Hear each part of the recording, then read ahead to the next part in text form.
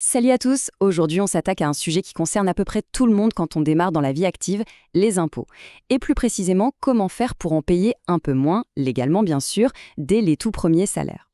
Attention, ici il n'y a pas de formule magique. L'idée, c'est de comprendre ensemble les mécanismes qui existent et qui sont accessibles pour optimiser sa situation. Allez, on commence par le début. Ah, le premier vrai salaire, c'est une super nouvelle. Mais alors, la première grosse feuille d'impôt qui arrive un an plus tard, ça c'est souvent la douche froide.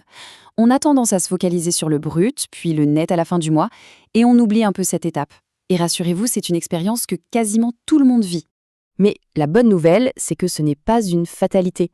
C'est juste une étape un peu brutale, disons. En fait, il faut le voir comme un signal, une sorte d'invitation à se pencher sur le fonctionnement du système. Parce qu'une fois qu'on a compris les règles du jeu, eh bien on peut commencer à jouer ses cartes intelligemment. Et c'est justement ça, le principe de base. On va être très clair. Réduire ses impôts, ça n'a rien à voir avec de la fraude. C'est tout simplement utiliser les outils et les mécanismes que la loi met à notre disposition. Pour bien les utiliser, il faut juste connaître quelques notions clés. On va voir les 3 plus importantes tout de suite. Premier concept, l'exonération. Alors ça, c'est le plus simple et le plus efficace. Ça veut dire que certains revenus, eh bien le fisc ne les voit même pas. Ils sont complètement ignorés dans le calcul de l'impôt. C'est comme s'ils étaient invisibles. Deuxième outil, l'abattement. Imaginez ça comme une sorte de remise, un rabais qui s'applique directement sur les revenus que vous déclarez. En gros, l'État part du principe qu'une partie de ce que vous gagnez sert à couvrir vos frais, donc il ne la taxe pas. L'impôt est calculé uniquement sur ce qui reste après cet abattement. Et enfin, troisième notion, la déduction. Là, c'est un peu différent, on parle de dépenses bien réelles, bien précises, que vous avez eues. Ces dépenses, vous pouvez les soustraire de votre revenu total. Et du coup, l'impôt ne s'applique que sur ce qu'il reste. Voilà, avec ces 3-là, exonération, abattement, déduction, on a vraiment la base pour commencer à optimiser. Bon, maintenant qu'on a vu la théorie, passons à la pratique. Comment on applique tout ça ? Le premier type de levier, il est lié à des activités spécifiques, des choses qu'on peut même parfois faire à côté de son job principal. L'exemple le plus frappant, c'est celui des sapeurs-pompiers volontaires. C'est un engagement citoyen qui a un avantage fiscal super direct. En fait, toutes les indemnités qu'un pompier volontaire reçoit, que ce soit pour les gardes, les interventions, la formation, tout est 100% exonéré. Ça n'apparaît même pas sur la déclaration de revenus. C'est donc un complément de revenus qui tombe directement dans la poche, net d'impôts et net de charges sociales. Ok, deuxième grande piste, le statut professionnel. Là, on s'adresse surtout à ceux qui se lancent en freelance ou qui montent leur boîte. Il existe des régimes vraiment intéressants pour alléger la pression fiscale, surtout au tout début. Et là, il y a un chiffre à avoir en tête. 34%. Retenez-le bien. C'est le montant de l'abattement automatique, complètement forfaitaire pour les professions libérales qui optent pour le régime qu'on appelle micro-BNC ou plus simplement micro-entreprise. Ce régime, son gros avantage, c'est sa simplicité. C'est hyper simple. Il suffit de déclarer son chiffre d'affaires et c'est tout. Le fisc, de son côté, applique automatiquement cette fameuse remise de 34%. Il considère que ça couvre les frais. Pas besoin de garder toutes ces factures, de faire des calculs compliqués. Évidemment, il y a un plafond. Ça marche tant que le chiffre d'affaires reste sous les 77 700 € par an. Du coup, la question à se poser, c'est quel régime choisir ?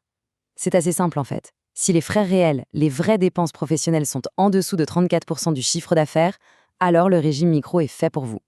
Par contre, si vous avez beaucoup de dépenses, par exemple en matériel ou en déplacement, alors il faut regarder le régime réel. C'est plus de compta, mais ça permet de déduire chaque euro dépensé. Et ce n'est pas fini pour les entrepreneurs, parce qu'il n'y a pas que l'impôt sur le revenu dans la vie. Il y a aussi les impôts locaux, et notamment un qui s'appelle la cotisation foncière des entreprises, la CFE. Et la bonne nouvelle, c'est que là aussi, on peut être exonéré, surtout quand on se lance.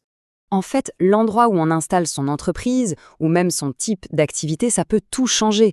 Par exemple, si on crée une jeune entreprise innovante ou si on s'installe dans une zone de revitalisation rurale ou un quartier prioritaire de la ville, eh bien, on peut avoir droit à une exonération totale de CFE, parfois pendant plusieurs années. Et ça, quand on démarre, c'est un vrai bol d'air pour la trésorerie. Un autre statut qui a ses petites spécificités, c'est celui de vendeur à domicile indépendant. Pour cette activité, il y a des abattements bien particuliers sur les cotisations sociales. Et la logique est simple. Moins on paie de cotisations, plus le revenu net est élevé. Et ça, indirectement, ça a aussi un impact sur l'impôt. Allez, troisième grande famille de solutions, celles qui permettent de penser à l'avenir. Parce que oui, c'est possible de réduire ses impôts tout de suite, tout en préparant son futur. C'est un peu le coup double. L'outil le plus connu pour ça, c'est le PER, le plan d'épargne retraite. Le principe est vraiment puissant. Chaque euro mis sur un PER peut être déduit du revenu imposable de l'année. Bon, il y a des plafonds, bien sûr, mais l'avantage est double. Moins d'impôts à payer maintenant et en même temps, une épargne qui se constitue pour plus tard. Et le vrai bon plan, c'est de commencer le plus tôt possible pour profiter à fond des intérêts composés. Et puis, il y a d'autres pistes un peu plus spécifiques. Par exemple, si on a commencé à travailler très jeune, avant 21 ans, ça peut permettre de valider plus de trimestres et de partir plus tôt à la retraite. C'est le dispositif carrière longue. Ou alors, pour les personnes que ça intéresse, on peut investir dans la production de films français via des produits qui s'appellent les Sofica, et ça peut donner droit à de belles réductions d'impôts. Bon, on a vu pas mal de choses. Les activités, les statuts, l'épargne. La question maintenant, c'est comment on s'y retrouve dans tout ça? Par où on commence concrètement? On va essayer de faire une petite synthèse pour y voir plus clair.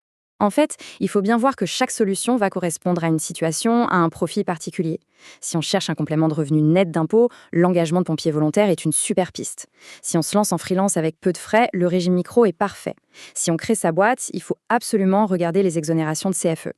Et le PRE, lui, est intéressant pour quasiment tout le monde, dès qu'on veut commencer à préparer sa retraite. Alors, pour passer à l'action, voilà une petite checklist, une sorte de feuille de route. La toute première étape, c'est de faire le point, de se poser les bonnes questions sur sa propre situation. C'est quoi mon statut principal? Salarié? Indépendant? Quels sont tous mes revenus et surtout, quelles sont mes dépenses professionnelles? C'est vraiment ce diagnostic de départ qui va permettre de trouver les bonnes solutions. Ce qu'il faut vraiment retenir de tout ça, c'est que bien gérer ses impôts, ce n'est pas un truc réservé aux experts ou aux plus fortunés. Non, c'est juste une partie de la bonne gestion de ses finances personnelles. Et c'est accessible à tout le monde, dès le tout début de sa carrière. Le secret, c'est juste d'être un peu curieux, de se renseigner et d'être proactif. Voilà, on arrive au bout de ce tour d'horizon.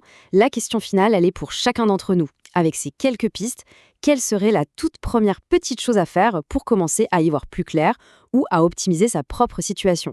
Merci de nous avoir suivis.